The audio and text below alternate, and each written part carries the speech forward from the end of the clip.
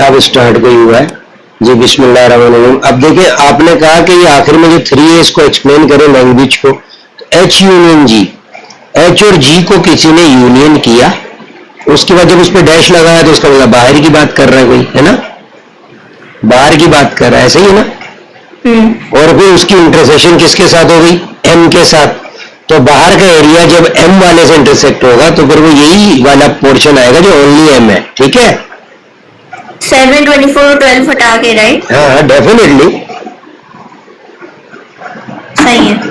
अगर सोचो मैं तुम्हें कहूँ H union M, H union G का होल डैश, तो तुम कहोगे सब कुछ बाहर का, तो उस बाहर में 3 आ जाएगा, और अगर बाहर कुछ होता वो भी आ जाता ना। लेकिन जब उसकी इंटरसेक्शन एम के साथ होगी तो 3, 7, 24, 12 और बाहर का होता तो उन सबकी इंटरसेक्शन 3 के अलावा तो कुछ ना होती, है ना। ठीक है, सही है।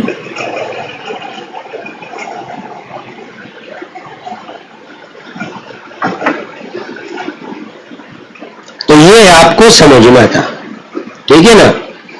ठीक है भाई, ये आ गया आपको। अब हमने करना क्या है, वो कहता है कि draw the Venn diagram to illustrate this information and find the number of peoples who failed at least one subject. कम से कम एक सब्जेक्ट में फेल होने वाले, कह रहा क्या, कम से कम एक सब्जेक्ट में फेल होने वाले बच्चे बताओ।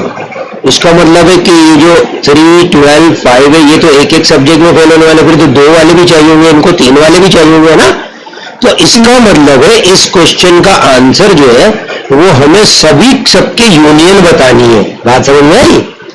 अब मैं तुम्हें आंसर जो लिखवा रहा हूं ना, दरअसल वो आंसर कह रहा है कि भाई एम यूनियन जी यूनियन एच सब ही बताओ, क्योंकि एटलीस्ट वन सब्जेक्ट में फेलियर का मतलब एक से ज्यादा तो 2 में भी फेलियर होंगे और 3 वाले भी होंगे, है ना।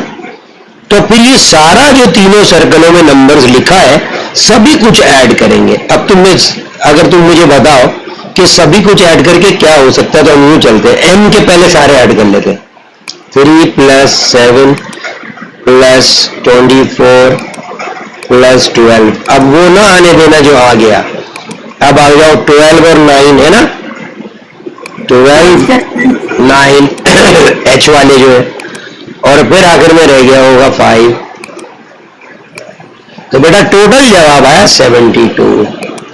इसका मतलब है 160 बच्चों में से बेटा 72 फेल है, उसमें कम से कम एक सब्जेक्ट में फेल, उसमें कम से कम 2 में भी ज्यादा, फिर 2 में, और फिर सबसे ज्यादा 3 में, तो 24 फेल थे। तो असल में हमें एटलीस्ट 1 में फेल बताना था, तो फिर हम 2 वाले भी उसमें इंक्लूड कर देंगे, तीनों सब्जेक्ट में फेल वाले भी कर देंगे। अब मुझे कोई पूछे ना कि यार ये बताइए पास कितने थे, तो हम वो जवाब भी दे सकते हैं कि कितने पास थे, 160 में माइनस। जबरदस्त। तो देखो सवाल पूछा नहीं गया, लेकिन हमें पता है कि अगर टोटल 160 में से हम 72 सारे फेलियर को हटा देते तो कुछ ऐसे हैं जो किसी सब्जेक्ट में भी फेल नहीं है बल्कि पास है, तो वो लोग कितने हो जाएंगे भाई, जल्दी बताइए। ये हाथ क्या है कि एक्स्ट्रा हम अपने पास से ऐड करके भी कर सकते हैं, राइट। 88। तो पता चला अगर वो पूछता कि भाई पास कितने हैं, तो हमें ये भी पता है कि 88 आर पास्ट, सही है ना, in every subject, in all subject. ये हमने अपने पास से ऐड ऑन कर दिया। थोड़ा सा माउस से लिख रहा हूं तो समझ में आ जाए। 88 यूनिवर्सल में होते बाहर रेक्टेंगल में, तो तब भी सेट नोटेशन सेम होती है या फिर डिफरेंट? क्या चीज, सॉरी। अगर ये 88 जो है वो उसमें रेक्टेंगल में लिखा हुआ होता तो तब सेट लैंग्वेज डिफरेंट होती। कहाँ लिखा होता? रेक्टेंगल के अंदर। रेक्टेंगल के अंदर ही तो लिखा हुआ है 88। अभी 88 रेक्टेंगल के अंदर ही तो लिखा हुआ है। तो अभी अंदर आके तो अब उसकी जो सेट लैंग्वेज होगी फिर वो उसमें डिफरेंस आएगा? नहीं, क्यों आएगा? सेट लैंग्वेज तो हर पोर्शन की अपनी है ना। उसके अंदर पोर्शन में चेंज उसी वक्त आ सकता है जब आपको ये टोटल डाटा जो है उसमें कोई चेंजेस करेगा तो ही आएगा। सही है ना भाई। अभी तक जो हम सेंटर से चले, फिर दो सब्जेक्ट की इंटरसेक्शन से चले, फिर ओनली पर जाकर पहुंचे और फिर टोटल यूनियन 72 आ गया, तो फिर बाहर जो पास वाले थे वो 88 हुए। तो हमसे उन्होंने पूछी थी तादाद एटलीस्ट जो एक सब्जेक्ट में फेल थे, तो हम एक में फेल, दो में फेल, ये देखो ये दो में फेल, ये दो में फेल, ये दो में फेल, एक में फेल, ये एक में फेल, ये एक में फेल और ये तीनों में फेल। तो इन सब का जो मिलाकर आंसर आया वो तो 72 आया। तो हमारा आंसर असल में बुक जो मांग रही थी वो सिर्फ ये 72 मांग रही थी। ठीक है, तो हमारा वो मकसद पूरा हो गया।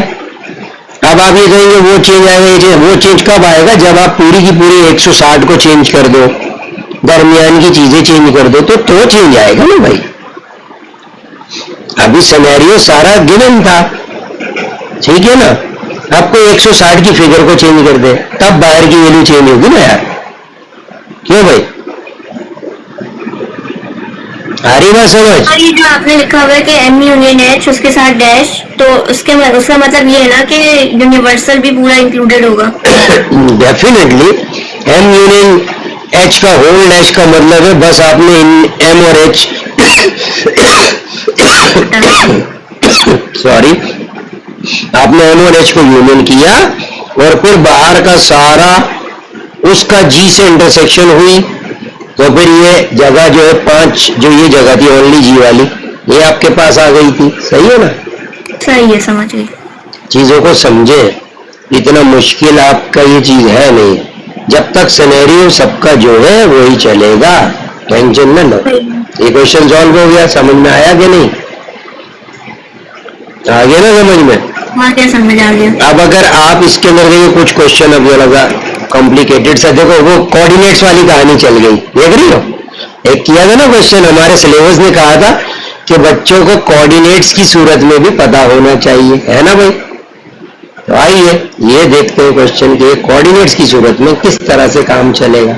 तो कभी कभार क्या होगा, आप जो भी देख रहे हैं वीडियो वो मेरी शुरू से क्लास 1 से चल के अगर आप देखेंगे तो आपको सारा का सारा वेसेट्सन वेन डायग्राम एकदम क्लियर हो जाएगा।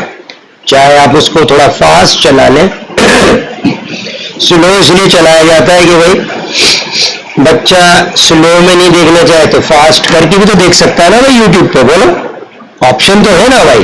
किसी को जल्दी समझ में आ रहा है तो वो फास्ट कर ले, वो जल्दी समझ ले।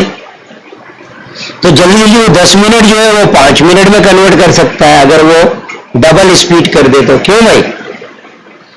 लेकिन सारा चीजें क्लियर हो जाएंगी। अब देखो कहता है ए एक सेट है जो कोऑर्डिनेट्स पे मबनी है, x, y is such that x, y lies on the line y equals two upon 5x minus 7, बंद कर दिया।